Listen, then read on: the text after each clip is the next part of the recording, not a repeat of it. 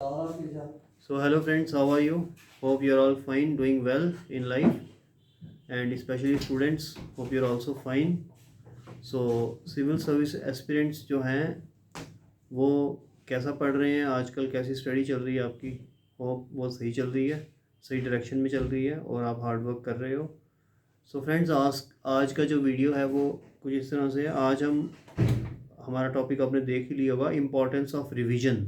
ठीक है, importance of revision in civil services और यूपीएससी और आईएएस एग्ज़ाम। ठीक है, तो रिवीजन की क्या इम्पोर्टेंस होती है? ठीक है, तो स्टार्ट करते हैं। रिवीजन बेसिकली मैं ये कहूँगा, रिवीजन बहुत ज़्यादा इम्पोर्टेंट रोल प्ले करती है, ख़ास करके यूपीएससी के आईएएस के एग्ज़ाम में। ठीक है, देखो, यूपीएससी का जो जनरल स्टडीज़ होता है, जो कि प्रीलिम्स में होता है और मेंस में होता है, ठीक है, दोनों स्टेजेस में ये होता है और इसका बहुत बड़ा रोल होता है। जनरल स्टडीज़ के अंदर 4 पेपर्स होते हैं, मेंस में ऑप्शनल के 2 पेपर्स होते हैं। ठीक है, इसलिए इसकी वेटेज ऑप्शनल से डबल है। ठीक है, तो जनरल स्टडीज़, दूसरा पॉइंट ये कि जनरल स्टडीज़ का सिलेबस जो है ये बहुत लेंथी है।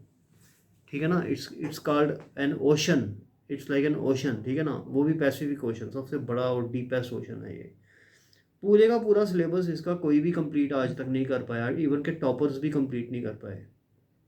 ठीक है, तो इसलिए ये इम्पॉर्टेंट हो जाता है कि हम सिलेबस को कुछ चीज़ें स्किप करें और कुछ चीज़ें बहुत अच्छे से करें और कुछ चीज़ें हम इतनी मतलब नॉर्मल तरीके से करें कि हमें पता हो उस बारे में।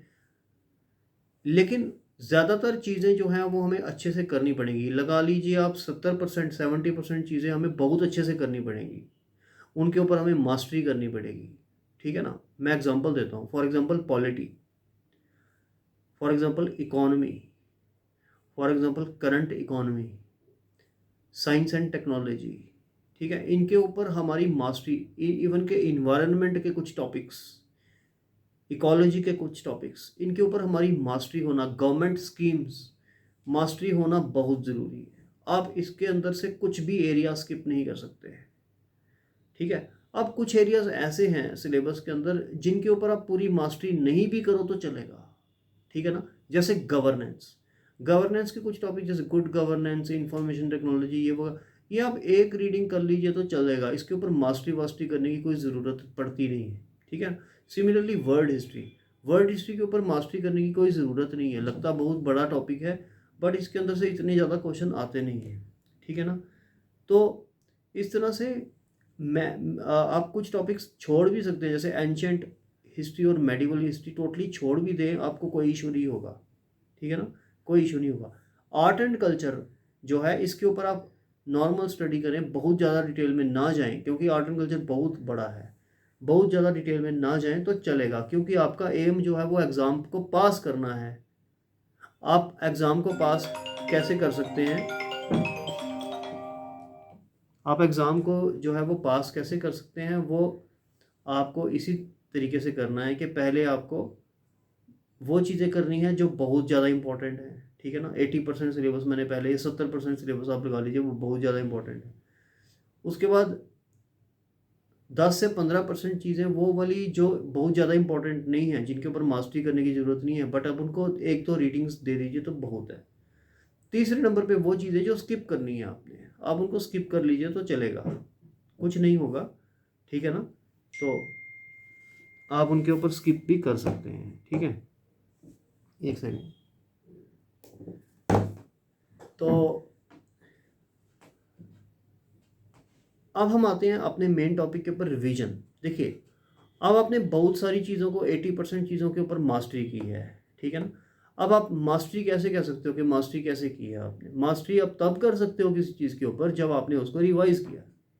अगर आपने सिर्फ उसको एक reading, 2 reading, 3 reading, 4 reading, 5 reading दी है, आप ये नहीं कह सकते कि आपने उसके ऊपर मास्टरी कर ली। मास्टरी का मतलब ये है कि आपने उसको बार बार रिवाइज किया है। रिवाइज का मतलब क्या है? रीडिंग देना रिवीजन नहीं है। रीडिंग देना को रिवीजन नहीं बोलते हैं। ठीक है ना, रीडिंग देने से भी चीज़ें याद हो जाती हैं, बट रिवीजन एक अलग चीज़ है। रिवीजन होता है एक चीज़ को बार बार लिख के देखना, या किसी अपने पार्टनर को या रूममेट को वो चीज़ सुनाना, कि तू मेरे से सुन ले, ये मैंने टॉपिक तैयार कर लिया है, ठीक है ना। खास करके फैक्चुअल चीज़ें उसके अंदर जो टॉपिक्स के अंदर है या कंसेप्चुअल चीज़ें।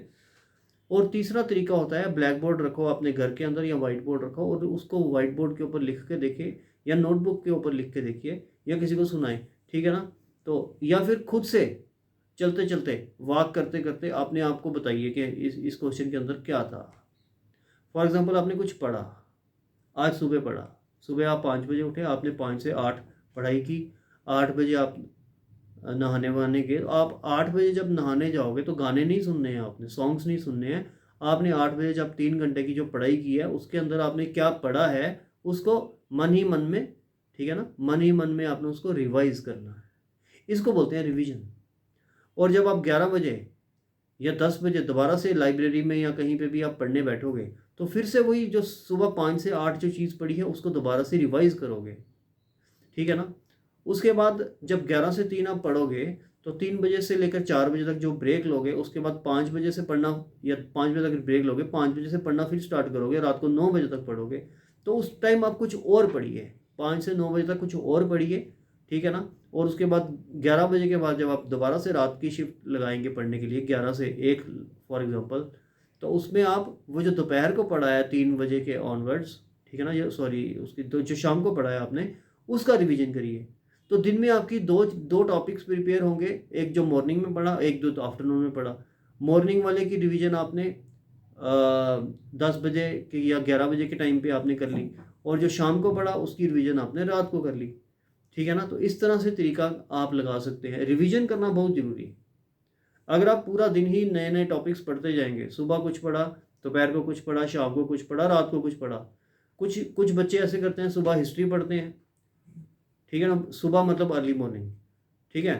और 10-11 बजे जब पढ़ने बैठते हैं तो वो ज्योग्राफी पढ़ते हैं, ठीक है ना। दोपहर के late late evening sorry early evening में वो जब पढ़ने बैठते हैं तो साइंस पढ़ने बैठ जाते हैं, और रात को वो मे बी कुछ और इन्वायरमेंट पढ़ने बैठ जाए। ये तो सही तरीका नहीं है।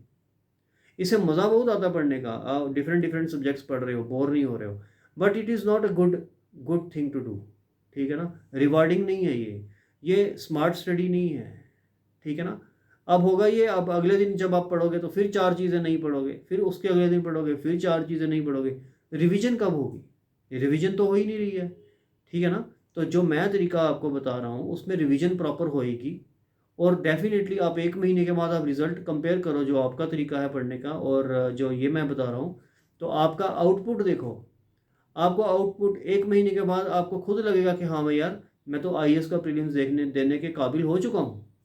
जो यानी कि 1 महीने की स्टडी के अंदर मेरे में कॉन्फिडेंस इतना आ गया, अब दूसरे महीने में भी मैं अगर ऐसी स्टडी करूँगा, तीसरे में भी ऐसी करूँगा, मैं तो चौथे महीने में एग्ज़ाम दे सकता हूँ, ठीक है ना।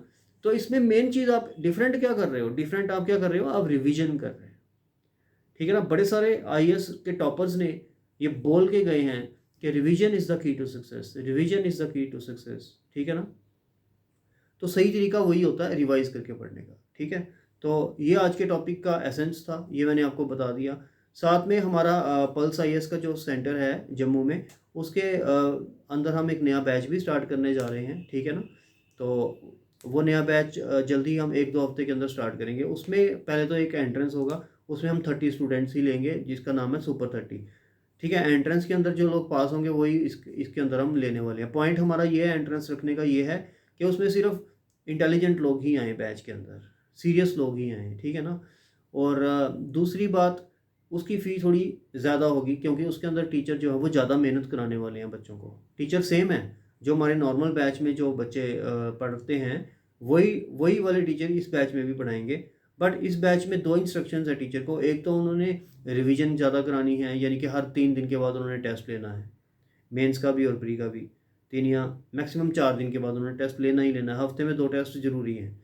और दूसरा, उन्होंने हर बच्चे को स्पेशल अटेंशन देनी है। 30 बच्चों का बैच होगा, हर बच्चे को स्पेशल अटेंशन देनी है, ठीक है ना।